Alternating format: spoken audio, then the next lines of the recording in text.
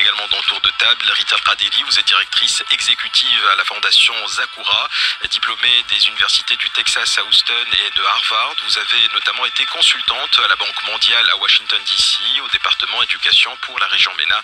Merci également d'être présente pour ce débat. Rita El-Kadiri, bienvenue sur Lux Radio. Merci à vous.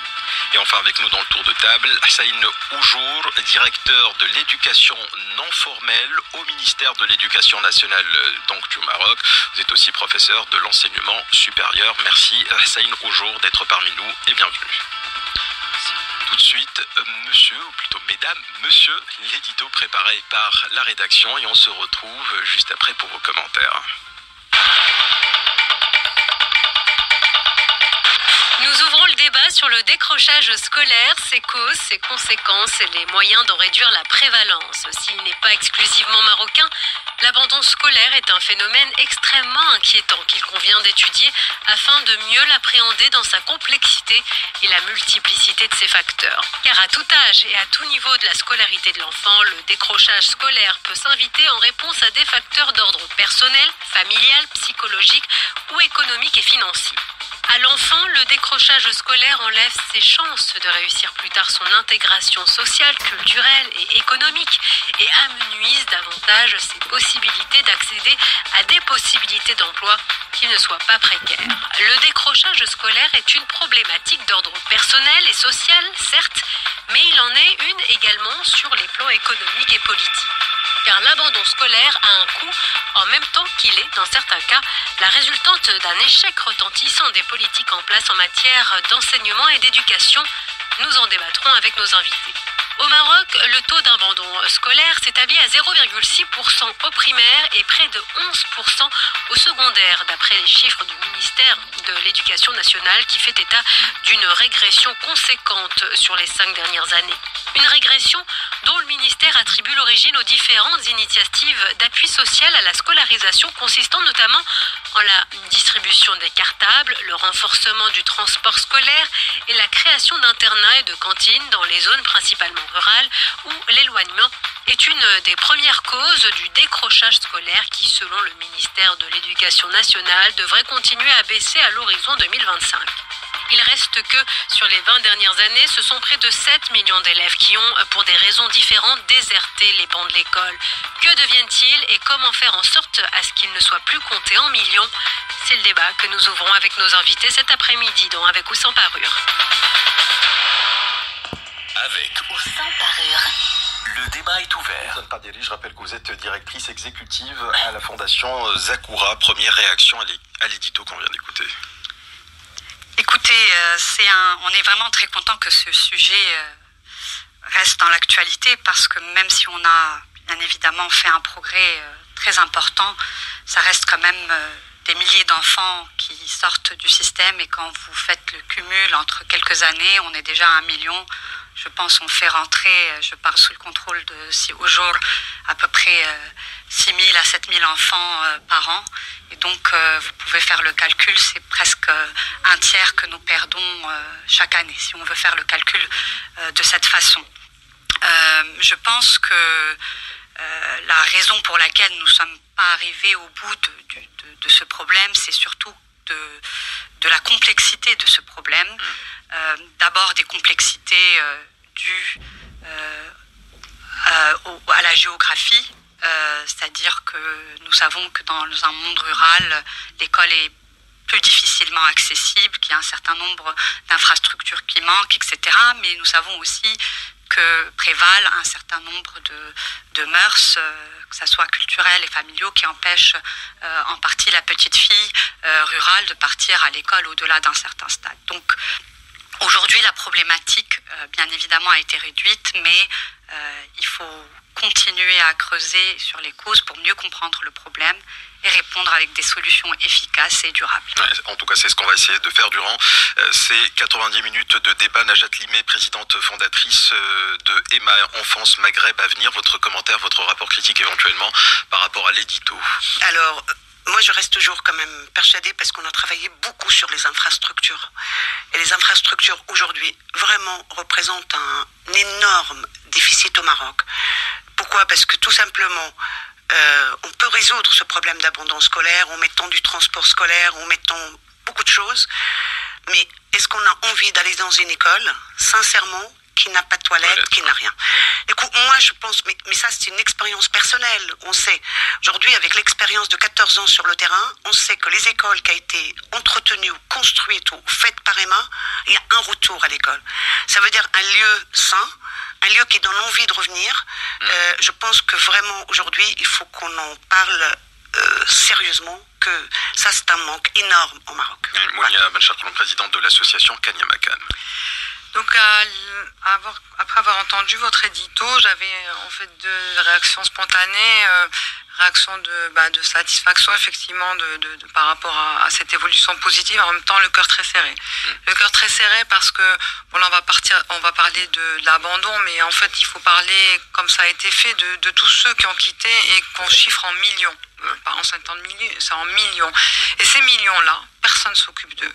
Et c'est des jeunes aujourd'hui qui sont privés d'avenir. Il n'y a aucune structure qui s'occupe d'eux. L'État a des moyens très limités. L'école de la deuxième chance ne concerne que des dizaines de milliers d'enfants. Et c'est des enfants qui aujourd'hui, face à une entreprise qui, ce plus bas niveau de l'échelle, va recruter un niveau collège, troisième année collège, avec formation professionnelle, niveau collège, plus un niveau de français, une alphabétisation. Aujourd'hui, ces jeunes-là n'ont de la place nulle part. Donc moi, c'est quelque chose... Même pas dans le monde rural. Même pas dans le monde rural, en fait. Si vous voulez, et c'est pour ça que c'est important, je trouve, dans cette problématique globale, de différencier, d'aller pointer ensuite à quel niveau ils partent. Mais quand vous voyez qu'il y a tellement d'enfants qui partent avant d'avoir atteint la fin de troisième année collège, et que ces enfants, s'ils n'ont pas atteint la troisième année collège et ils n'ont pas de diplôme, ils ne peuvent aspirer à rien, il faut aller maintenant rentrer dans les détails. Et on a plein d'études, on a tout ce qu'il faut pour dire, au primaire, voilà les causes, elles sont de plus en plus faibles et c'est magnifique, mais au collège, voilà les causes. Et les causes aujourd'hui, bon, il y a certainement des choses d'infrastructure, mais il y a un problème de fond, c'est le niveau très, très faible des enfants en raison de la faiblesse de l'enseignement et qui font que les enfants sont découragés, même si quand vous les poussez pour qu'ils aillent au collège, ils font la première année et puis il y a un tel décalage entre le niveau des manuels scolaires, la façon d'enseigner de l'enseignant et leur niveau réel, que ces gamins sont complètement paumés et au bout d'un an, 2 ans, malgré tous les efforts des associations, ils décrochent parce que du coup, ils se sentent complètement largués par Ils comprennent pas, ou est-ce qu'ils comprennent un peu plus que ce qu'on leur propose, c'est-à-dire que ça les ennuie? Non, c'est pas ça, c'est qu'ils n'ont pas le niveau. Vous savez, quand vous voyez le niveau des manuels en français en collège et que vous voyez qu'en 6e année primaire, les études, le ministère lui-même le dit, qu'il y a peut-être 20% des compétences qui sont acquises en 6e année primaire. Donc le gamin qui sort avec 80% de compétences non acquises, il y en a qui ne savent même pas écrire leur nom et leur prénom après 4 ans de français à l'école, et que vous arrivez au collège, que vous avez des choses, il faut faire des dissertations, etc. Donc en fait, aussi il y a un écart énorme entre les niveaux. On y reviendra tout à l'heure, mais il me semble aussi que peut-être ça pourrait être un problème de professeur, parce qu'après 4 ans, je veux dire, même si le manuel est mauvais, après 4 ans, je veux dire, si le prof est bon, vous pouvez mettre effectivement le manuel de côté et travailler et avoir effectivement un élève qui au moins sache écrire son nom, éventuellement son prénom et peut-être quelques lignes. Hussein Oujour du ministère de l'Éducation nationale, votre commentaire également par rapport à l'édito. Bon, merci à Lux Radio et merci aux braves associations qui font un travail extraordinaire. Et je commence par cette mobilisation parce que pour gagner contre l'abandon scolaire, sachant que nous avons 10 millions d'élèves dans nos écoles actuellement, pour dimensionner le problème des quelques 7-10% qui quittent l'enseignement chaque année, il me semble que c'est une part où il faut plus de mobilisation. La radio, les médias, la société civile, les familles. Et je crois que c'est ça, parce que c'est juste le manque à gagner. On ne peut pas parler de l'ampleur du phénomène sans parler de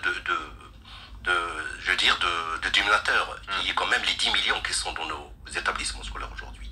Alors, vous comptez également les universités? Mais bien sûr, dans les 10 millions, les universités aussi, 1 million 10 000 dans les universités. Donc je crois que l'effort que fait l'État marocain depuis une vingtaine d'années contre ces phénomènes de la déperdition scolaire, pour la généralisation de l'école et de l'éducation, c'est un effort qui a donné ses fruits. Ils sont là, on les voit, statistiquement parlant, nous sommes d'accord.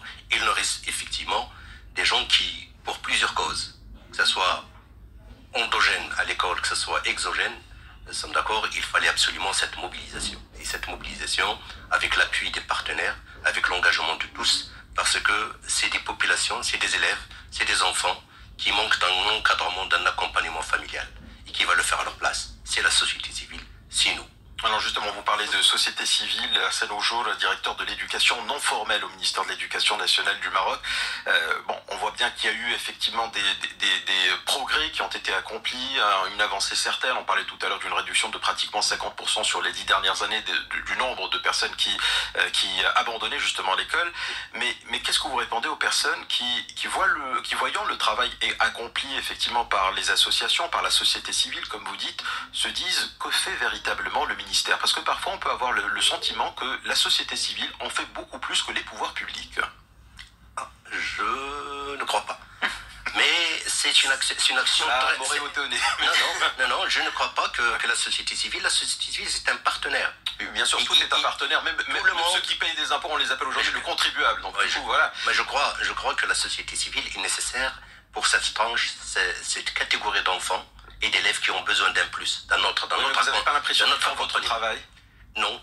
Ils font leur devoir, comme tout citoyen d'ailleurs devrait le faire, pour opérationnaliser et rendre effective la loi cadre aujourd'hui, qui nous oblige tous, effectivement, à apporter appui et aussi, bien sûr, à réclamer, nous sommes d'accord, et de justice d'ailleurs, le droit à l'éducation pour tous. Je veux dire, qu'est-ce qu'elle fait un petit peu ma question.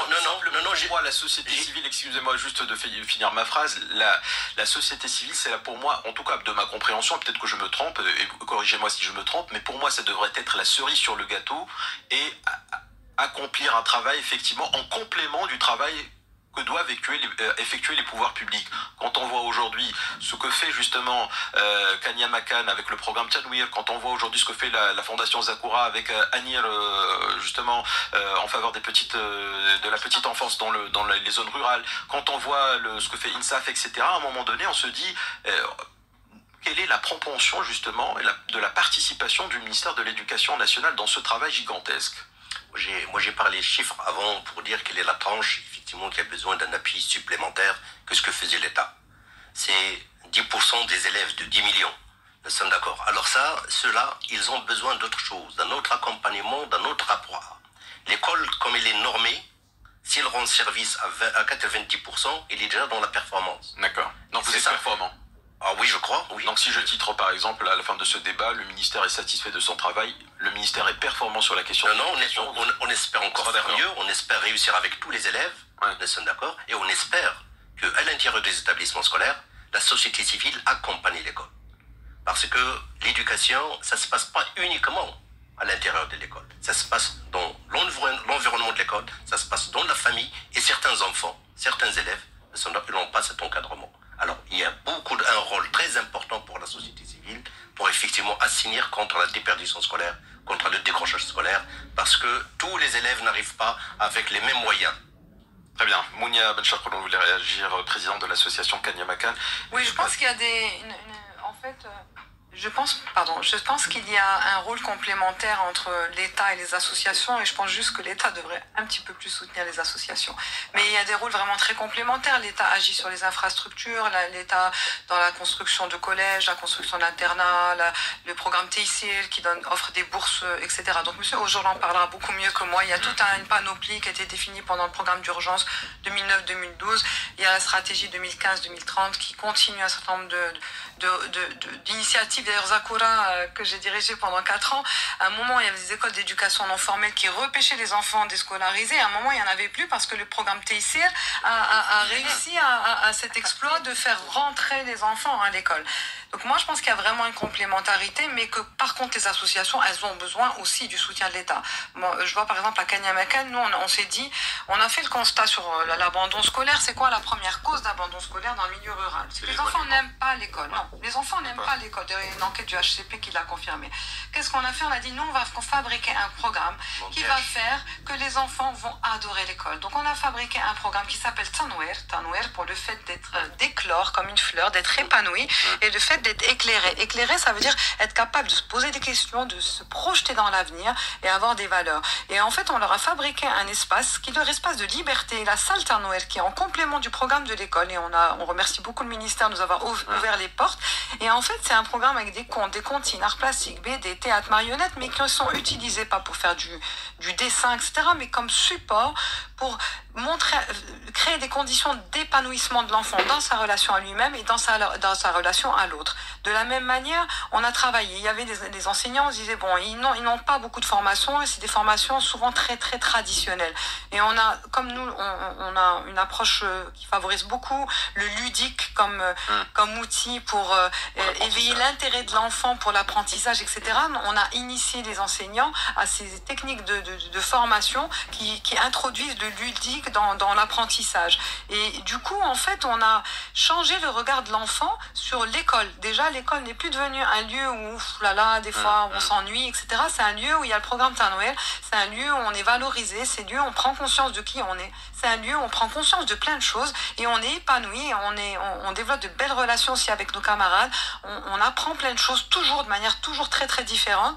Et en même temps, les instituteurs découvrent un autre visage des enfants et découvrent une autre façon d'enseigner. Non, mais vous n'avez pas l'impression, excusez-moi de vous couper dans votre élan, mais est-ce que vous n'avez pas l'impression que ça peut être un petit peu injuste vis-à-vis des autres élèves d'autres régions du Maroc qui n'ont pas la chance éventuellement de bénéficier de ce programme, ceux par exemple que dessert le ministère de l'Éducation nationale, parce que à vous entendre, c'est l'école idéale. Il y a un film qui va sortir où l'enfant est dit: tout le monde doit y aller, c'est le paradis. Et je pense qu'effectivement, c'est un lieu qui est magnifique. Et notre ambition à Kanyamakan, on a déjà touché pendant 4 ans. C'est du rural à 2 vitesses. C'est 21 000 enfants. Ouais. Et alors, c'est rien par rapport aux millions, mais bon, on n'est pas l'État non plus, hein, et on n'a pas un centime de l'État, donc ça, je tiens à le dire aussi. C'est des bailleurs de fonds étrangers qui financent notre programme. Ouais. C'est quand même assez étonnant aussi. Mais par contre, ce qu'on a l'intention de faire dans les prochaines années, ça va être de partager de ce savoir-faire qui est entièrement documenté. C'est-à-dire que chaque heure et demie d'atelier qui est dans les écoles fait l'objet d'une fiche de 10 pages qui permet de dire n'importe quelle personne qui a un peu de formation en technique d'animation peut animer le programme moyennant un encadrement, et on va partager avec l'État s'il met à sa disposition des structures qui permettent de travailler de manière efficace, et bien sûr, on sera le plus heureux de partager ça avec le plus grand nombre, mais aussi avec les associations. Donc, du coup, ça permettra nous, on n'est pas l'État, hein, on n'est pas le ministère, non, on est une association. C'est la question de départ, c'est-à-dire que quand on écoute justement le discours qui est porté par Mounia Ben Chakroun, on peut avoir l'illusion, ou peut-être que c'est vrai d'ailleurs, on n'en sait rien, que finalement, les associations font des choses beaucoup plus formidables, beaucoup plus intéressantes que ce que aujourd'hui propose le ministère de l'Éducation nationale. Est-ce que vous partagez cet avis, Najat Limet, présidente fondatrice de l'enfance Maghreb Avenir, de l'association Enfance Maghreb Avenir? Alors moi, vraiment, moi j'ai l'impression comme association qu'on n'est pas... Moi personnellement, j'ai pas l'impression d'être écouté par l'État, parce qu'on est sur le terrain, on connaît le problème, on sait d'où ça vient, et il y a des moments où on n'est jamais invité pour donner ou au moins écrire ce qu'on a. Qu'est-ce qu'il y a à la réalité sur le terrain? Le terrain aujourd'hui, vraiment comme vous faites, et moi je suis persuadée, parce qu'on fait des projets d'accompagnement, comme Boukiné au Maroc, il y a un projet où les bibliothèques sont disponibles. Mais quand je tiens à le faire, et ça, Emma, vraiment, elle ne fait aucune, c'est que quand j'arrive dans une école, que cette école ne dispose pas des sanitaires, ne dispose pas de matériel, on peut faire ce qu'on veut. Cette école, déjà, le professeur n'a pas envie de venir, les élèves n'ont pas envie de venir, et aujourd'hui, je me dis, quand on donne, moi j'appelle ça la dignité, ça veut dire que c'est une question de dignité. Quand je donne toutes les infrastructures, j'encourage un professeur à revenir à l'école, parce que si on ne fait pas revenir un professeur, on ne fait pas revenir les enfants. Aujourd'hui, il y a quand même quelque chose qui est extraordinaire, c'est que des professeurs d'écoles publiques mettent eux-mêmes leurs enfants dans des écoles privées. Ça veut dire qu'eux-mêmes ont perdu confiance dans cette école. Quand il y a moi, c'est des messages, parce que j'ai depuis la devise de Emma, et c'était l'école est un droit et non un privilège. Ça veut dire un Marocain a le droit de mettre son enfant dans une école publique, et s'il a envie, il peut le mettre dans le privé. Aujourd'hui, les Marocains mettent tous leurs enfants dans le privé parce qu'ils ne veulent pas aller dans le public, parce que le public n'en répond pas. Alors, je sais qu'il est... Juste les proportions du privé public au Maroc, c'est 13% versus c'est un 87%. Donc à partir de là, dire tous les Marocains, c'est 13%. Pas tous les Marocains, mais ça veut dire que même ce choix-là... La statistique qui me choque le plus, et juste rapidement, et je vous donne la parole, c'est par exemple quand on voit des villes comme Casablanca. Là, on n'est pas dans du 13%, on est sur du 40%, et là, ça commence à devenir chaud. Voilà, mais moi, comme Emma travaille beaucoup sur Casablanca et la région de Casablanca, ça veut dire que vraiment on sent, et c'est vrai que c'est quelque chose où je me dis, une expérience de 14 ans sur le terrain, on n'était jamais appelé pour dire... Mais qu'est-ce que... Il faut savoir que Emma, c'est une ONG française de solidarité internationale. Ça veut dire que normalement, on est censé transmettre nos connaissances et partir après. On ne prendra pas les places de l'État. Mais c'est vrai que jamais, moi personnellement, on m'a jamais appelé en me disant quelles sont les défaillances, qu'est-ce que vous en pensez, tout simplement, qu'est-ce que vous en pensez. Ce que vous ressentez, je ne sais pas si au niveau de la Fondation Zakura, on partage cet avis. L'idée, c'est pas forcément de vous mettre en désaccord, mais simplement de pointer du doigt ce qui ne va pas pour essayer de le dépasser. Mais il faut appeler un chat aussi à un moment donné. Rita Kadiri. Alors, ce qu'il faut savoir, c'est depuis 1997, la Fondation Zakura est partenaire du ministère de l'Éducation nationale dans le cadre d'une convention cadre pour l'éducation non formelle. Alors, comme l'a dit Mounia tout à l'heure, avant de nous lancer sur le préscolaire, nous étions sur l'éducation non formelle parce que c'est ce que le paysage éducatif, il y a 22 ans, offrait. C'est-à-dire que nous avons des enfants dans le rural qui avaient besoin d'intégrer l'école, qui à ce moment-là l'avaient pas intégré parce qu'il n'y avait pas encore. C'était une problématique d'accès. Aujourd'hui, la problématique n'est plus une problématique d'accès, c'est une problématique de qualité. Donc la problématique d'accès, elle s'est un petit peu transformée ou décalée au secondaire. Donc au fait, aujourd'hui, nous, on travaille dans le cadre de la stratégie ministérielle parce que si nous n'avons pas cette existence et cet alignement, nous, en tant que société civile, nous ne serons pas pertinents dans nos actions. C'est-à-dire que par exemple, Emma n'est pas pertinente, Kanyamakan ne sont pas pertinents. Non. Parce qu'ils ont l'air d'être. Non, je ne parle pas de Fondation Zakura, je parle de la société civile. Excusez-moi, je ne porte pas que le chapeau de la Fondation Zakura. Je dis qu'aujourd'hui, nous devons s'inscrire dans les politiques publiques liées à l'éducation. Après, maintenant, est-ce que la Fondation... Elles veulent bien, sauf qu'aujourd'hui, le ministère, manifestement, de ce que je comprends, leur tourne le dos pratiquement. Aujourd'hui, c'est pas notre cas. Aujourd'hui, non, je pense pas. Ils ouvrent la porte. Non, excusez-moi. Il faut pas dramatiser, s'il vous plaît. Je garde la parole parce que je tiens quand même à continuer à dire ce que je viens de dire. Ce n'est pas le cas.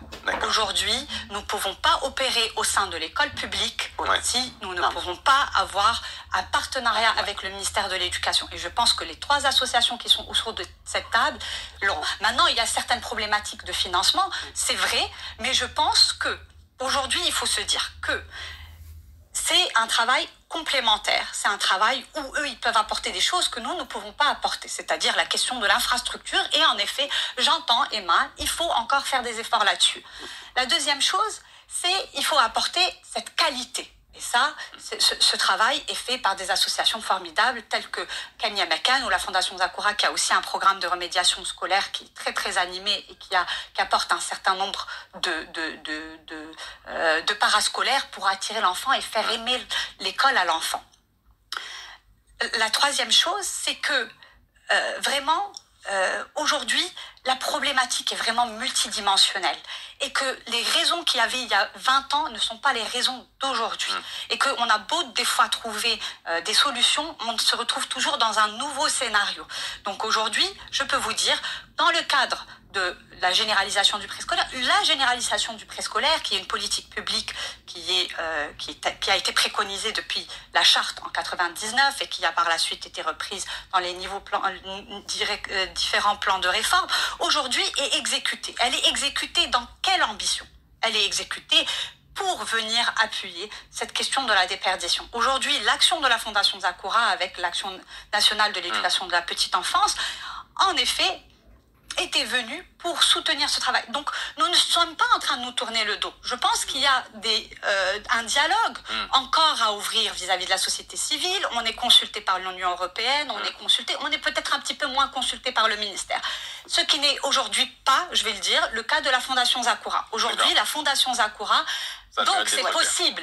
Ça ne veut pas dire qu'il n'y a pas une volonté. D'accord, très bien. Voilà. Saïn Oujour du ministère justement de l'Éducation nationale. Qu'est-ce que vous répondez justement aux associations Emma, Kanyamakan, quand on vous dit on ne perçoit pas de subsides de l'État, on ne nous consulte pas, pour reprendre les mots de Najat Limé, c'est bien ce que vous avez dit. Hein. Ah oui, Voilà. non, mais moi je Qu'est-ce que vous répondez à ça? Parce que que finalement, quand vous dites qu'il y a une complémentarité, ça c'est le discours, mais en même temps, dans la réalité, voilà deux associations qui vous disent voilà, on aurait souhaité un soutien plus franc, plus clair de la part de l'autorité ou du ministère de tutelle. Ouais, on leur retourne la parole.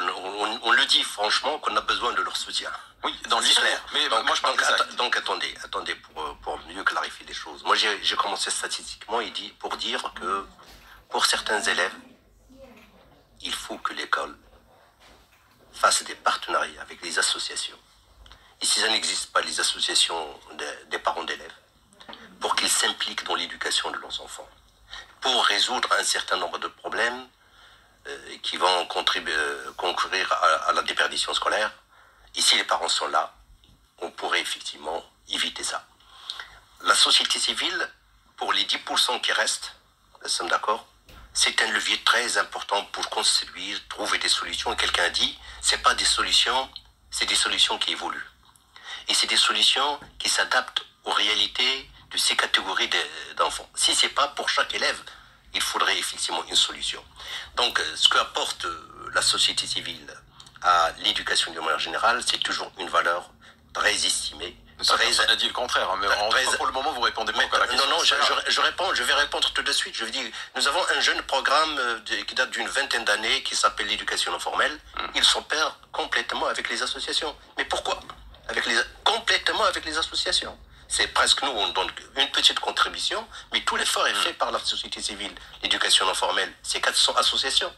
Qu'est-ce qu'elles font? Ils tentent de récupérer, de rattraper ceux que vous laissez la déperdition scolaire. Ouais. Ils vont aller chercher à la rencontre de ces enfants qui ont quitté l'école. que vous ne cherchez pas.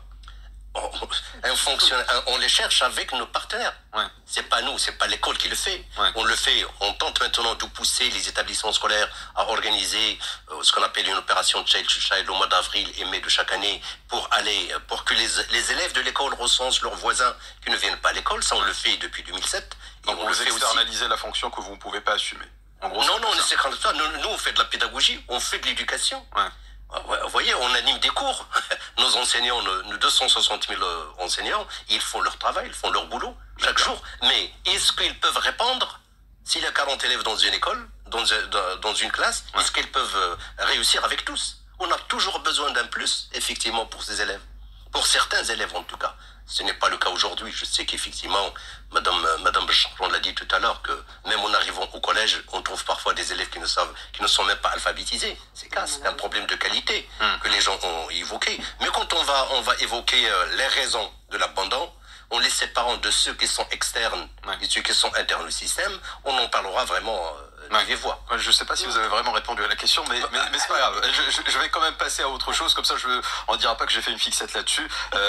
Najat Limé, présidente fondatrice d'Enfance Maghreb Avenir, je vais vous poser à vous la question cette fois. Est-ce que vous avez l'impression d'avoir eu une réponse par rapport à votre interrogation de tout à l'heure? Il travaille avec le directeur de l'académie. Hein. Il travaille avec le directeur de l'académie. Moi, pour rectifier quelque chose, c'est que j'ai toujours travaillé en partenariat. Quand j'ai dit qu'il n'y a pas d'écoute, ça veut dire qu'on peut apporter, quand j'ai dit ça, parce que je ne peux pas reprendre ce que je dis. On ne peut pas toujours taper sur le même en disant « t'as pas fait ton boulot ». Ça veut dire que je me dis que comme société civile et comme association, et qui travaillons depuis des années, je travaille avec des gens merveilleux. Et je le dis, je le reconnais, c'est absolument. La seule chose, c'est que nous avons besoin de données, par exemple. Quand je dis, pour moi, les infrastructures représentent vraiment un gros problème et qu'il faut absolument qu'on s'y attaque, c'est qu'on a besoin d'une franche en disant... Telle école à Casablanca, telle école ne sont pas refaites, ils ont besoin d'un soutien financier et tout. Puisque nos partenaires, je suis comme Monia, ça veut dire que nous, nos partenaires, la majorité, c'est les étrangers. C'est pas ça qui me dit. Je ne peux pas taper. Je suis pas dans le truc à accuser ou dénoncer. Je suis dans le truc en disant, je suis dans l'objectif de dire, on a encore à avancer et il faut que de temps en temps, ils nous disent donnez-nous votre avis, qu'est-ce qu'il déclenche? Parce que moi, malgré les chiffres, alors je vais être franche, Vraiment. Malgré les chiffres des abandons, moi, je pense que la réalité doit dépasser les chiffres. Ouais. Je suis sûre que c'est pas comme en France où on a comment il s'appelle, les trucs des allocations, on peut faire. Je pense est-ce qu'on a vraiment des chiffres qui sont fiables, ouais. qui sont fiables. Je n'accuse personne, mais je dis il y a des enfants. Vous avez un doute qui est sérieux. Ben, je dis il y a des enfants qu'on voit. Comment je peux alors. On a essayé de faire comme avec le transport scolaire, en voyant c'est les enfants qui vont au collège et il y en a qui abandonnent et tout. Je le dis, c'est pour ça que je dis, quand je dis on n'est pas consulté, c'est de dire, s'asseoir devant une table et de dire voilà ce qui se passe, voilà nos sentiments à nous, et voilà comment. Mais sinon, on part en partenariat. Sinon, on n'ira pas construire dans des écoles si on n'a pas de partenariat, en fait. Mais de dire, voilà nos sentiments. Vous attendez un peu plus quand même de la part des pouvoirs publics. Plus, ouais. Voilà. Alors, il y a un point quand même qui m'a interpellé. Si vous me permettez, je vais juste réagir une seconde pour dire que pour les chiffres, parmi tous les pays de la région, nous avons un système d'information Massar qui est très très intéressant au niveau du ministère de l'Éducation nationale et nous arrivons à suivre chaque enfant inscrit au primaire, maintenant même au préscolaire, nous sommes d'accord jusqu'au baccalauréat. Maintenant, il faut intégrer ce système avec celui de la formation professionnelle parce qu'on parle de chiffres qui quittent l'école, mais on n'arrive pas à tout suivre. Même si nous avons 240 000 qui quittent annuellement, nous sommes d'accord le système éducatif scolaire, mais ils sont peut-être dans la formation professionnelle. Et cette information, on ne l'a pas. Vous l'avez pas pour le moment. Alors, on le sait, hein, on a fait des progrès par rapport à ça. Justement, on est sur du 240 000 enfants qui quittent, qui abandonnent donc l'école. Mais parmi justement les solutions qui sont préconisées pour lutter contre l'abandon scolaire, c'est justement la généralisation, il me semble, du préscolaire, on dit, enfin, selon plusieurs études qu'on peut vérifier par la suite, mais que l'accès au préscolaire impacte fortement justement le taux d'abandon et qui pourrait éventuellement le réduire de moitié. Hein. J'essaie de synthétiser un petit peu par rapport aux différentes informations qu'on peut avoir et qu'on peut retrouver sur Internet notamment. Mais aujourd'hui, le fait est qu'au Maroc, nous avons plus de 726 920 enfants en âge de préscolaire qui ne bénéficient d'aucune éducation préscolaire. Comment est-ce qu'on peut expliquer ça et qu'est-ce qu'aujourd'hui font à la fois les associations, la société civile, mais aussi les pouvoirs publics pour essayer de donner un peu de sens à la vie de ces enfants qui sont quand même pas rien. On parle de 726 900, c'est quand même un chiffre important. Rita Al-Qadiri. En tout cas, je sais que dès qu'on parle de préscolaire, on va plutôt se diriger vers moi. Mais en tout cas, c'est vrai, et je l'ai dit tout à l'heure, le préscolaire est là pour appuyer et pour soulager cette problématique de déperdition. Vous avez raison. En effet, aujourd'hui, il y a des preuves scientifiques qui sont même répétées à plusieurs niveaux que le préscolaire pourrait réduire dans certains pays de 5 fois la chance d'un enfant de quitter l'école et de pouvoir éventuellement aussi améliorer ce qu'on appelle son taux de survie jusqu'au collège. Donc, c'est-à-dire qu'un enfant bénéficiant du préscolaire va avec un bagage cognitif qui lui permet, d'abord, de réussir scolairement. Donc, le préscolaire est une préparation au primaire. Donc, de par ce fait, aujourd'hui, la généralisation du préscolaire ne va pas agir sur la déperdition scolaire demain. Elle va agir petit à petit, parce que on part sur l'hypothèse, parce qu'au Maroc, nous n'avons pas encore d'informations scientifiques là-dessus, mais il va falloir éventuellement, et c'est là où une des questions se pose, c'est l'évaluation des politiques publiques. Donc on va généraliser le préscolaire, mais il va falloir mesurer l'impact de cette politique publique et voir un peu où est-ce qu'elle mène. Il y a peu de chiffres, il y a très peu de chiffres.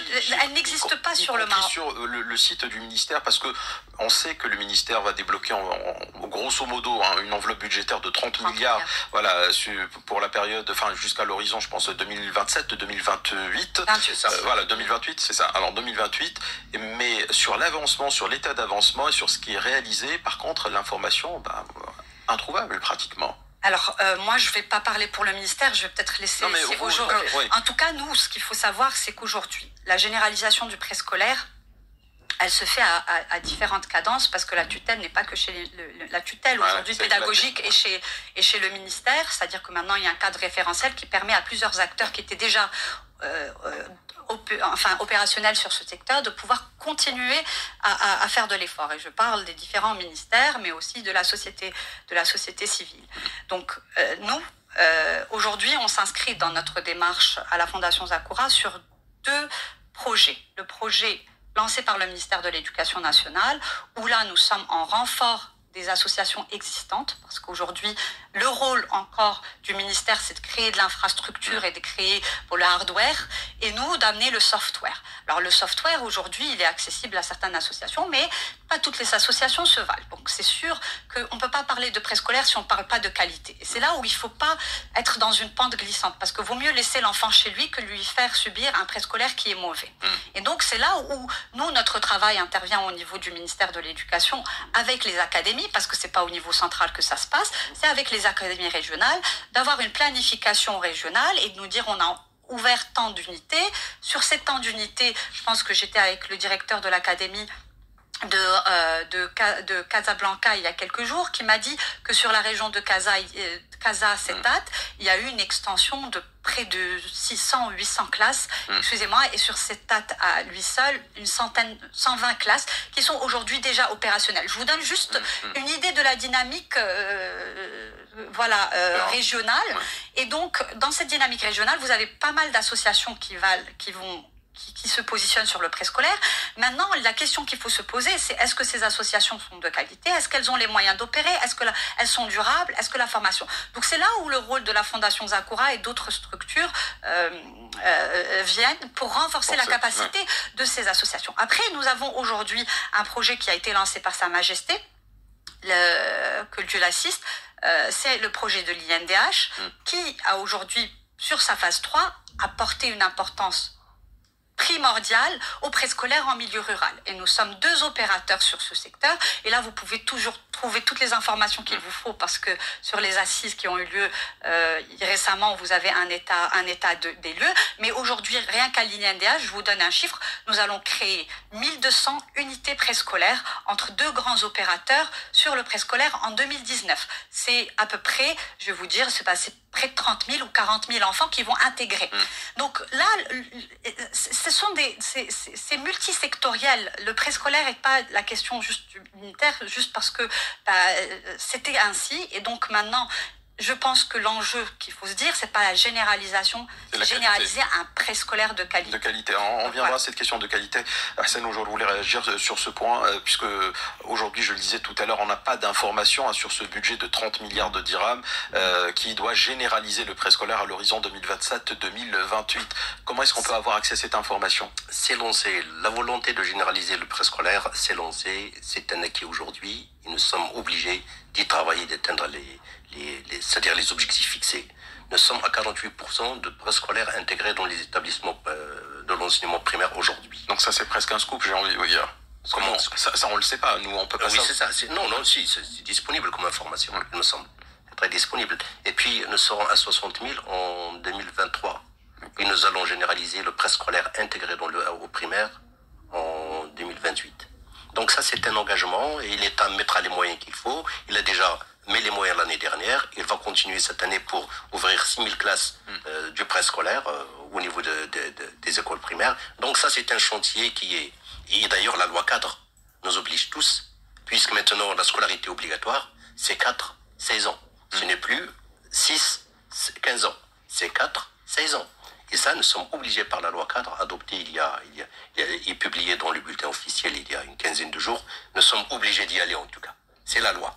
Très bien. On doit respecter. Alors, pour le préscolaire, bien sûr, beaucoup de partenaires interviennent pour le préscolaire. Et surtout, la problématique dans le rural. Et ça fait quand même des années qu'on cherchait le modèle de préscolaire. Mais est-ce qu'il ne faudrait pas peut-être aujourd'hui concentrer tout au niveau du ministère, parce que je pense qu'il y a plusieurs ministères qui s'en chargent. Il y a le ministère... C'est résolu par la loi cadre. C'est le ministère de l'Éducation nationale qui est responsable du préscolaire. Maintenant, on va tenter de tout faire, de faire participer les gens, mais le contenu de la formation dans le préscolaire, les activités pédagogiques, c'est la mission du ministère. Et on essaiera que toutes les classes aussi soient intégrées dans l'école primaire. Que ce soit un même cycle, préscolaire et primaire. Très bien. Sur le préscolaire toujours, je ne sais pas qui peut nous dire aujourd'hui, effectivement, quels sont les gages éventuellement d'un préscolaire de qualité, parce que il faut des formations spécifiques, il me semble, ce ne sont pas des professeurs, des maîtres, je ne sais pas comment on doit les appeler, les maîtres. Des éducatrices. Des éducatrices, voilà. Ou éducateurs. Ou éducateurs qui ont reçu juste une formation académique. Je pense qu'il y a des choses un peu plus particulière par rapport à cette catégorie d'éducateurs. Aujourd'hui, qu'est-ce qui nous garantit que nous aurons ce préscolaire dont nous rêvons éventuellement au Maroc, parce que c'est ce qui va construire l'élève. Parce que tout à l'heure, il y a une phrase qui a été dite par Rizal Kadeli: vaut mieux garder un enfant à la maison plutôt que de le mettre dans un préscolaire de piètre qualité. À peu près, c'est à peu près ce que vous avez dit, Mounia Ben Chabroun. Alors, moi j'ai plusieurs choses à dire. Plusieurs choses à dire. La première, c'est, avant de répondre à votre question, c'est que effectivement c'est fondamental que le préscolaire et le préscolaire de qualité soit généralisé au Maroc. Après, ça va pas régler tous les problèmes. Les problèmes de niveau des professeurs, de démotivation, de curricula qui sont inadaptés, le problème des langues, le problème d'une école qui n'est pas un lieu où les enfants aiment aller, le problème de gouvernance, tous ces problèmes-là, ils vont pas être réglés. C'est pas une solution miracle qui va faire que subitement le Maroc va passer un taux de prévalence dans le système de 1 à 10. Ça, c'est sûr et certain.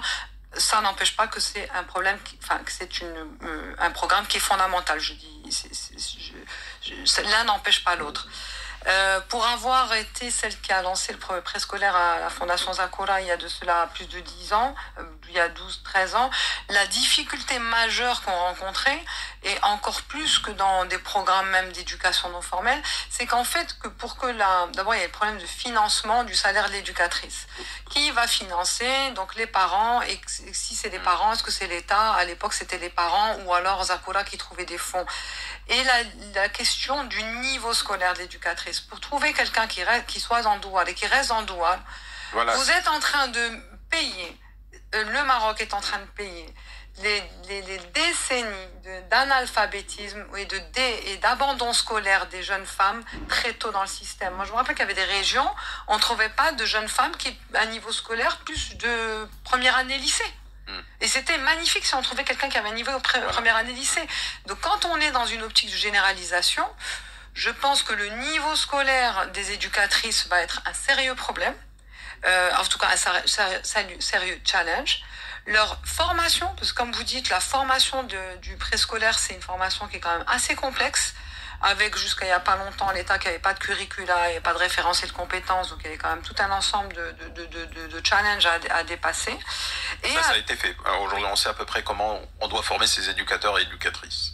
Comment on doit les former, je ne sais pas, mais en tout cas qu'il y a un curricula. Il y a un cadre référentiel curriculaire qui a été créé, donc que tout le monde doit suivre et s'intégrer dedans. Oui. Après, le cycle de formation et l'ingénierie de formation aussi, et là encore, il y a plusieurs dispositifs.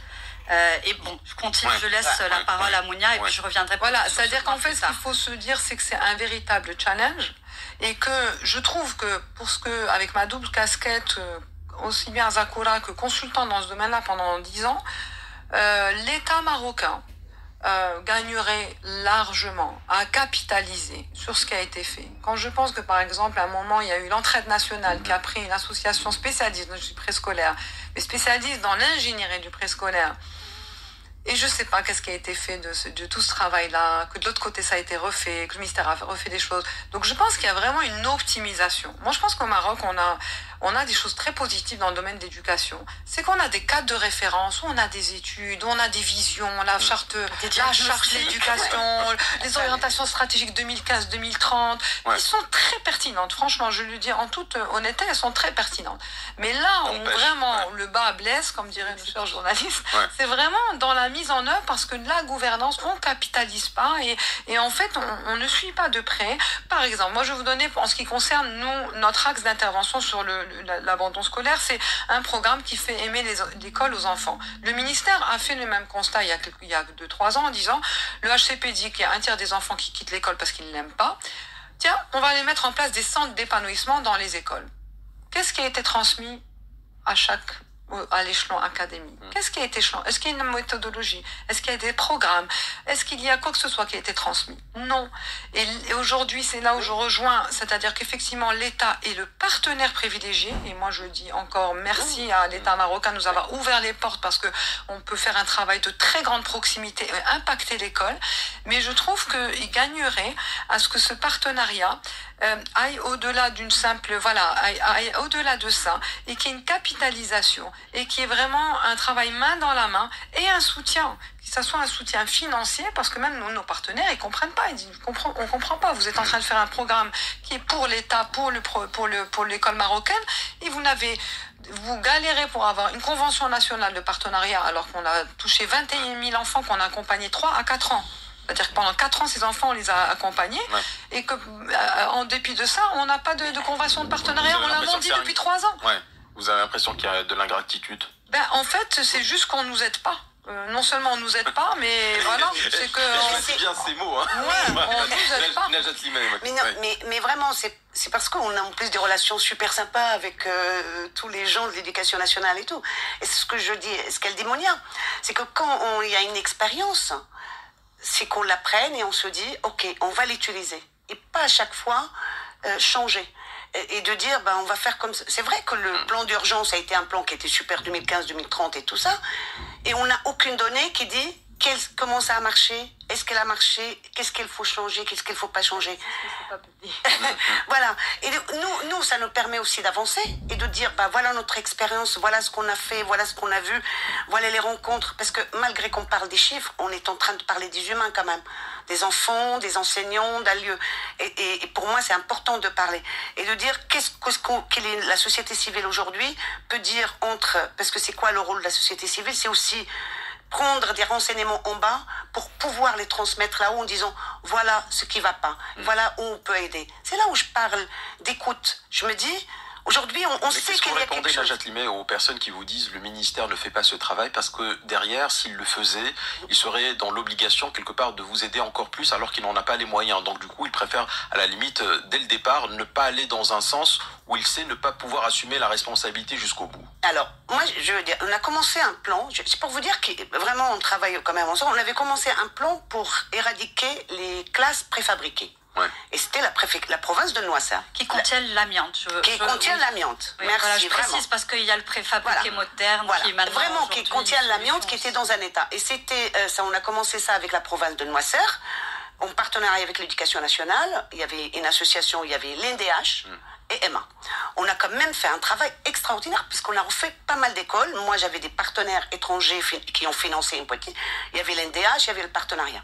Le même système. On voit maintenant, quand on arrive dans une école, il ne suffit pas de casser les classes et de construire des classes, mais faire un aménagement global d'une école. Vraiment un aménagement global. C'est ce qu'on fait actuellement. Ça veut dire que des choses... voilà. On donne l'exemple, on dit à l'éducation nationale, voilà, cet exemple, on sent, et avec ça, on voit qu'il y a des enfants qui reviennent à l'école, on voit des professeurs épanouis et tout. Ouais. Je dis, après, moi, je parle pas de préscolaire parce que vraiment, je connais peu et c'est pas vraiment CVSD. On a 4 classes de préscolaire, mais qui sont complètement entretenues parrainées par des entreprises européennes et des Français qui ont parrainé. Du coup, ça marche, c'est pas le problème. Mais c'est sûr qu'aujourd'hui, on m'a proposé de prendre des écoles de préscolaire, des classes, et je peux pas les prendre parce que je n'ai pas d'éducatrice. J'ai pas les gens qui ont le niveau. Venez chez la Fondation on vous réglera le problème. Voilà, l'essentiel, c'est que la société civile aussi puisse travailler encore, les uns avec les autres. Est-ce qu'aujourd'hui, on quantifie le besoin qu'on a en termes de formateurs ou éducatrices, éducateurs en termes de préscolaire? Je pense que sur des statistiques, il y a à peu près 50 000 éducateurs qui vont être... il y a un besoin sur 50 000 éducateurs sur la généralisation, éducatrices, éducateurs. Oui, bien sûr, effectivement. Moi, il me semble que on parle de tout et on parle aussi de méga projets. L'éducation nationale, c'est pas des petites choses. C'est énorme. Rien que pour les éducatrices du préscolaire, c'est environ 50 000. Comment les former, comment les avoir, etc. Est-ce qu'il faut attendre jusqu'à ce qu'on forme ces... Mais si vous n'êtes pas... excusez-moi, mais si vous ne pouvez pas le faire au niveau du ministère de l'Éducation nationale, vous pouvez le faire aussi à travers les associations et leur donner justement cet argent dont elles ont manifestement besoin pour avancer. Mais attendez, ça c'est l'affaire des universités. Nous avons l'université, comment ça s'appelle alors l'université, toutes les universités maintenant ont une licence professionnelle en matière de licence, en matière de métier de l'enseignement, de l'éducation. Et je crois parce que le pouvoir de recrutement pour le préscolaire. Et bien sûr, d'accord. Parce que le pouvoir de recrutement et l'adaptation des formations au marché de l'emploi, c'est le ministère de l'Éducation nationale qui recrute le plus. Donc il fallait absolument que toutes les universités, nous sommes d'accord, optent pour des licences professionnelles dans les métiers d'éducation et de formation. C'est le cas aujourd'hui. Nous sommes d'accord, donc nous sommes. Mais on n'a pas attendu non plus jusqu'à ce qu'on ait des gens formés pour ouvrir des classes du préscolaire. Il faut savoir que l'éducation, que l'acte pédagogique, c'est pas un état. C'est toujours à améliorer. Donc il faut agir, il faut réfléchir sur l'action, il faut améliorer. Et c'est le vrai travail. Mais il faut encore avoir les compétences d'améliorer. Donc il faut avoir une formation initiale, être averti, etc. Et continuer à se documenter, à chercher. C'est pas un acte fini. Et ça, tous les ministères, le ministre le fait dans la profondeur, avec ses centres de formation régionaux, des métiers de l'éducation et de la formation, avec ces universités qui ont des leçons professionnelles, etc.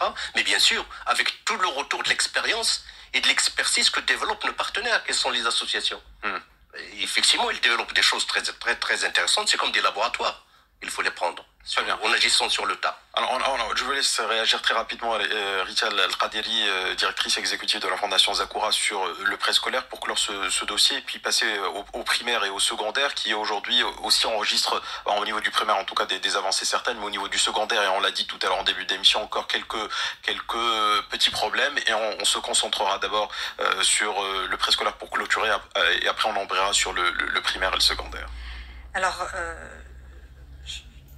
on l'a dit tout à l'heure, le préscolaire ne va pas régler le problème de la déperdition scolaire. Le préscolaire est un dispositif pour venir appuyer l'enfant dans son développement cognitif, pour qu'il aille et il arrive à l'école dans des bonnes conditions pour apprendre. Donc, c'est un cycle de préparation. Ce préscolaire, bien évidemment, a un certain nombre de conditions et doit passer par un certain nombre, par une charte qualité assez importante, et bien évidemment, la charte qualité tourne autour de l'éducatrice, l'éducateur et de l'équipe pédagogique qui va encadrer cette personne-là. Parce que le préscolaire n'est pas un petit primaire, je tiens à le rappeler. Nous sommes sur des actes pédagogiques qui sont différents. Nous privilégions l'éveil, l'épanouissement, la socialisation, la communication, l'autonomie de l'enfant. Ou pas encore. Nous ne faisons pas d'apprentissage des langues. Non, on introduit l'enfant à de la prélecture et des pré-mathématiques, mais encore sur des questions de décodage du lettre, sur des questions un petit peu très très basiques. Nous ne sommes pas un petit primaire. Donc, le préscolaire réglera la problématique de la réussite scolaire. Peut-être il pourra agir sur... On aura plus d'enfants qui seront plus aptes à réussir et donc de continuer. Parce que vous savez, s'il y a quelque chose qui fait quitter l'école, c'est l'échec. L'échec est une des raisons. Et l'échec crée du redoublement et puis crée de la déperdition. Donc si on arrive à accompagner les enfants à réussir à l'école... Mais la problématique n'est pas... La déperdition peut être une problématique géographique. Et ça, on n'a pas trouvé. Et donc, moi, je voudrais juste revenir sur la question de l'État. Ce qu'il faut savoir, c'est qu'aujourd'hui, l'État ne peut pas y arriver seul. On va arrêter de créer ce travail en silo. Je pense qu'en effet, il y a des dialogues encore à créer et des passerelles à créer, mais l'État ne peut pas y arriver seul sur cette question de l'éducation. Et la déperdition, il y a des choses qui relèvent de l'État, il y a des choses qui peuvent relever des familles, et de la culture. Et là, bien évidemment, vous me direz l'école, mais... Comment est-ce qu'on peut planifier et à qui revient la responsabilité de pouvoir aussi sensibiliser les parents, etc. Sachant que dans le programme d'éducation non formelle du ministère, il y a un travail de sensibilisation des parents. Il y a le Child to Child et il y a plusieurs panoplies de programmes dans lesquels la société civile s'inscrit. Donc, moi, j'ai juste pas envie de donner cet espoir que le préscolaire peut régler tous les problèmes. Le préscolaire est obligatoire. Donc voilà. Mais il règle quand même une partie du problème. Il règle, une partie du problème. Alors tout à l'heure, on parlait justement, à l'instant, on parlait du préscolaire, mais juste après le préscolaire, il y a le primaire, et puis par la suite, on a le secondaire. Et alors, autant je me dis, effectivement, les parents peuvent être enthousiastes à l'idée d'envoyer leurs enfants au niveau du préscolaire, éventuellement le primaire, mais arrivé à un certain âge, vu qu'on parle surtout du monde rural, en l'occurrence ici, on aura plus de mal à envoyer les enfants à l'école parce que ils commencent déjà à avoir une certaine force de travail, on a besoin d'eux, on est dans une situation économique, financière qui n'est pas forcément des plus réjouissantes. Donc comment est-ce que des associations comme la vôtre, Mounia Ben Chakroun, arrivent à convaincre les parents à laisser leurs enfants aller à l'école au lieu de les faire travailler? Alors, nous, en fait, dès la deuxième année du programme Tanouer, donc en 2011, on s'est rendu compte d'une chose, parce qu'on prenait l'école, tous les niveaux scolaires par groupe de 15 enfants. Donc, on prenait toute l'école et on avait donc de la première année des petits qui arrivaient directement à l'école, aux 6e année primaire, qui se préparaient à partir. On s'est rendu compte, en fait, qu'ils connaissaient aucun métier et qui n'avaient aucune capacité de projection. Donc on a créé un programme à l'intérieur de Tanouer qui s'appelle le projet personnel de l'élève, dans lequel on a mis en place des séances sur les métiers, des séances d'orientation, leur faire comprendre le lien, que d'abord comprendre qu'il y a plein de métiers autres que les 3 qu'ils connaissaient, parce que dans le rural ils connaissent 3 métiers, 3 ou 4 métiers. Donc déjà les ouvrir à la connaissance des différents métiers qui existent, leur donner envie d'aller, enfin en tout cas, émettre des rêves par rapport au métier qu'ils voudraient faire. On les a aidés à faire le lien entre ces métiers-là et la poursuite de la scolarité, parce qu'ils ne faisaient pas de lien. Pour eux, moi, je vais je vais m'arrêter de travailler. Après, je vais m'arrêter, c'est suffisant, parce qu'en fait, ils étaient sur des schémas anciens. Donc, leur faire prendre conscience de ça. Et aussi des ateliers vraiment de renforcement de la connaissance de soi, même si on travaille ça pendant les 4 ans que dure le programme, mais vraiment avec un focus sur qu'est-ce que j'aime pas, dans quoi je me sens à l'aise, etc. Pour les aider vraiment à commencer à toucher du doigt une idée de projet, de rêve de métier qu'ils auraient envie de faire. Plus des visites collège, plus des réunions de sensibilisation avec les parents. Et le fait que déjà qu'ils aillent au collège, c'est quelque chose qui leur a permis, à travers un petit projet pédagogique, où ils posent des questions sur le fonctionnement, etc., de démystifier ce lieu-là. Et en fait, d'y aller beaucoup plus facilement et d'en parler avec leurs parents. Et d'ailleurs, effectivement... Est-ce que leurs parents comprennent? C'est ça la question. Les parents comprennent, parce que surtout que les parents, évidemment, on les associe dans le projet, et notamment sur les 6e années primaires, où on fait des réunions de sensibilisation avec les parents. Et l'année dernière, on a été jusqu'à même travailler avec les associations de parents d'élèves pour mettre en place des transports. C'est pas nous qui avons fait. Nous les avons on les a fait accoucher d'une solution qui était la bonne pour eux, pour qu'ils mettent en place des transports, parce que il y avait des collèges qui étaient éloignés.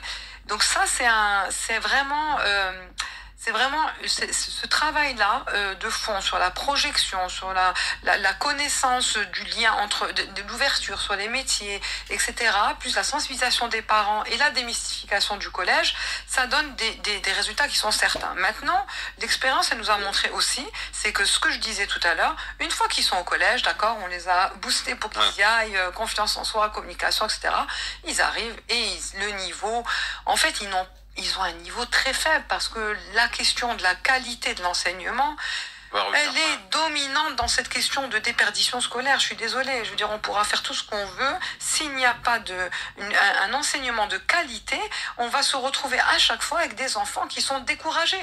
Surtout dans ce milieu-là, qui est rural, où il n'y a pas, les parents n'ont pas les moyens d'aller prendre des cours particuliers. Regardez l'industrie du cours de soutien scolaire dans le milieu, en ville, mais c'est à l'image. Moi, quand je vous posais la question, Mounia Ben Chakhloun, pour moi, je partais du principe qu'à ventre vide, pas d'oreille. Donc du coup, je me disais que quand on a besoin de se nourrir, on veut d'abord travailler la terre. C'est peut-être très rudimentaire, très basique ce que je dis, plutôt que d'aller prendre le risque d'envoyer son enfant à l'école, voyant le risque de déperdition et le risque d'abandon scolaire et le risque qu'il ne trouve pas plus tard un emploi, etc. Il y a un risque que je prends, alors que la terre, je l'ai en face de moi, pratiquement, c'est ma terre, je peux la cultiver, je peux justement profiter de cette richesse. Donc moi, je me dis, comment est-ce que des parents qui, un tu as vaut mieux que 10 tu auras, c'est ça, c'est un peu le principe, c'est-à-dire que voilà une possibilité claire, nette d'avoir un métier, parce que agriculteur c'est un métier qui peut rapporter de l'argent, peut-être pas des masses, mais au moins ça peut faire bouillir la marmite, vous me passerez l'expression.